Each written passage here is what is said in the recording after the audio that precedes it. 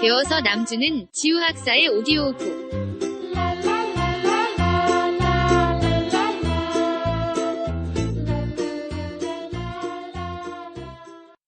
여러분 안녕하세요. 나도 문화해설사가 될 수 있다. 궁궐편 오디오북에 오신 것을 환영합니다. 이 내용은 문화재 전문 작가인 지우학사 최동군 작가가 자신이 2011년에 출간한 나도 문화해설사가 될 수 있다. 궁궐편 내용을 오디오북 형태로 재구성한 것입니다. 오늘은 조선과 중국의 궁궐 비교 두 번째 시간입니다. 자, 그럼 시작하겠습니다.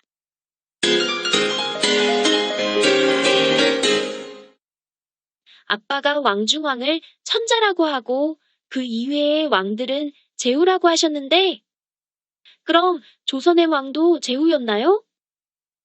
그렇지. 최소한 조선만큼은 스스로 제후의 나라라고 말했어.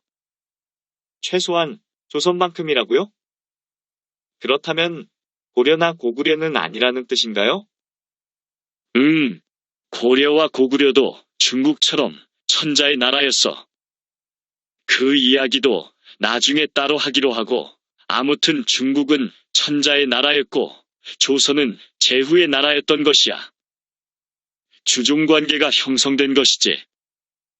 앞에서도 말했지만 이렇게 한 사람의 천자와 천자에게 충성을 맹세한 다수의 제후들로 이루어진 정치제도를 봉건제도라고 해. 그래서 조선의 왕들은 새롭게 왕이 되거나 세자를 정할 때마다 중국에 책봉받으려고 사신을 보냈군요. 그렇지. 천자인 중국 황제의 책봉이 없이는 조선에서는 정식으로 왕 노릇을 할 수 없었던 거야. 하여간에 중국에서는 그 옛날 아주 오래전부터 왕중왕인 최고의 지배자를 천자라고 불렀어. 좀 더 정확히는 천자만 왕이라고 불렀고, 천자에게 책봉을 받던 그 당시 제후들은 환공, 목공, 양공처럼 공이라고 불렀지. 그런데 중국 고대 국가인 하나라, 은나라, 주나라 시대를 거치면서 천자의 힘은 점점 약해졌어. 그러자 천자의 말을 잘 듣지 않는 제후들이 많이 나타나게 되었고, 나중에는 제후들이 천자의 책봉과는 상관없이 스스로를 공이 아니라 왕이라고 칭하면서 주변국들과의 전쟁을 통해서 자신의 세력을 키워나갔어. 힘의 질서가 천자 중심에서 강한 자만이 살아남는 체제가 된 것이야. 한마디로 천자가 유명무실해졌다는 말이군요. 그렇지. 천자와 제후로 이루어진 봉건제도가 붕괴된 것이야. 이런 혼란의 시기를 춘추전국 시대라고 해. 이 시기가 기원전 770년부터 기원전 221년까지 약 550년간 지속되었어. 공자, 맹자, 노자, 장자 등 유명한 사상가들이 활동한 시기이기도 해.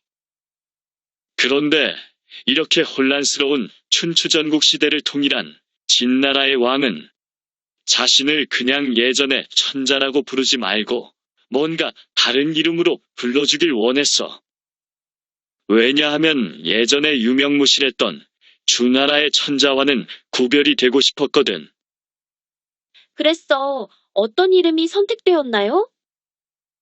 신하들은 모여서 새로운 이름을 무엇으로 할까 한참을 고민하다가 중국의 고대 건국 신화에 나오는 삼왕, 즉 도키씨, 여화씨, 신동씨와 오제인 황제 건원, 전욱고양, 제국고신, 제여유임금, 제순 순임금의 이름을 따서 사망오제의 준말인 황제라고 불렀어. 오제에서 나오는 요임금, 순임금 시대가 우리가 태평성대를 말할 때의 요순시대인가요? 맞았어. 그럼 한 가지를 더 물어볼까? 요임금이 임금 자리에 오른 다음 24년 뒤에 어떤 일이 있었는지 아니? 힌트를 줄게. 요임금이 임금 자리에 오른 것이 기원전 2357년이야. 기원전 2357년에 24년 뒤면 기원전 2333년이네. 기원전 2333년이라면 단군왕검이 고조선을 건국한 시기죠? 맞았어. 기록에 따르면 단군왕검이 아사달에 고조선을 건국한 것이 요임금이 임금에 오른 뒤 24년 후라고 되어 있거든. 아무튼 진나라의 왕은 중국을 통일한 후에 황제로 불린 최초의 천자여서 시작한다는 의미의 시황제로 불렸고, 진나라의 시황제이므로 우리에게 친숙한 이름인 진시황제가 된 것이야. 또한 중국이 영어로 차이나라고 불리는 것도 진나라를 유럽에서 친이라고 부른 데서 유래한 것이야. 그 이야기를 하려고 이렇게 오랫동안 역사 이야기를 한 거예요? 이 이야기를 전체적으로 이해해야만 근거를 바로 볼 수 있어. 무조건 암기에서는 곤란하거든. 내가 보기에는 무조건적인 암기야말로 역사를 어렵게 느끼도록 만드는 장본인이지. 알겠어요. 우리 조선이 황제국이 아닌 제후국이어서 기분은 좀 나쁘지만 이것은 엄연한 역사적 사실이니까 인정할 것은 인정해야죠. 또한 중국이나 우리나라나 모두 유교를 숭상하는 나라였어. 따라서 유교 문화권에서는 모든 것을 유교의 예법대로 따르는 것이 원칙이야. 유교의 예법은 충, 효를 앞세우면서도 사회를 철저히 구분하고 이에 따르는 상하 질서를 매우 중요하게 여기지. 이런 원칙은 궁궐을 만들 때도 적용이 돼. 그래서 중국의 궁궐은 황제의 궁궐로 만들어지고 조선의 궁궐은 제후인 왕의 궁궐로 만들어진단다.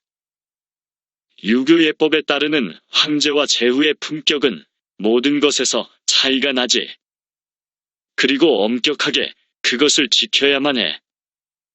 앞서 알아본 존칭부터 다른데 중국의 황제는 폐하라고 부르고 제후국인 조선의 국왕은 전하라고 부르지. 중국에서는 황태자를 전하라고 불러. 황태자가 제후인 왕과 동격이란 뜻이야.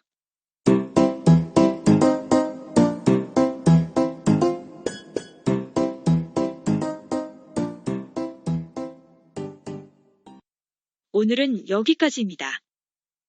이 콘텐츠는 유튜브와 팟빵에서 모두 이용이 가능하며 검색 키워드는 지호학사입니다.